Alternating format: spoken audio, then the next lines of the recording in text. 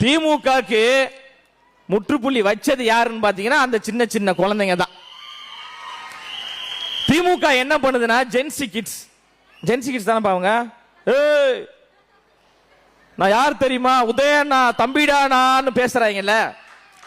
நான் அவங்களுக்கு ஏற்கனவே சொல்லிட்டேன், இருந்தாலும் இந்த மேடையில சொல்றேன், டே தம்பி நீ உதயண்ணா தம்பி தான்டா, நான் மாண்புமிகு தமிழ்நாட்டின் முதலமைச்சர் ஜோசப் விஜயின் தம்பிடா. நாங்க கொள்கையாலும் கோட்பாடுகளாலும் சமூக நீதியாலும் சமத்துவத்தாலும் தந்தை பெரியாராலும் அண்ணல் அம்பேத்கராலும் வீரமங்க வேலுநாச்சியாராலும் அஞ்சலை அம்மாளாலும் கரும வீரர் காமராஜராலும் பக்குவப்படுத்தப்பட்டு கொள்கை ரீதியாக கோட்பாடு ரீதியாக தமிழ்நாட்டில் மாற்றத்தை உருவாக்கிய மாண்புமிகு தமிழ்நாட்டின் முதலமைச்சர் ஜோசப் விஜயின் தம்பி என்பதில் மார்த்தட்டி பெருமையா சொல்றான்.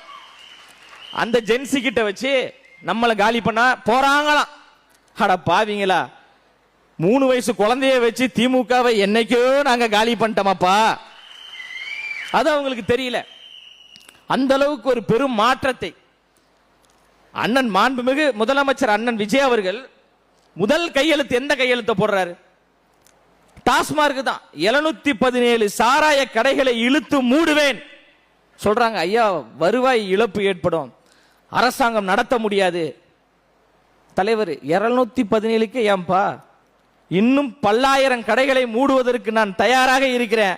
சாராய கடையில் இருந்து வரக்கூடிய பணத்தில் இருந்துதான் இந்த அரசாங்கத்தை நடத்த வேண்டும் என்றால் அப்படி ஒரு ஆட்சியும் அதிகாரமும் எனக்கு தேவையில்லை என்று சொன்ன தலைவன் நம்மளுடைய தலைவன் அண்ணன் விஜய் அவர்கள். 60 வருட நம்பிக்கை. Anand banians and briefs.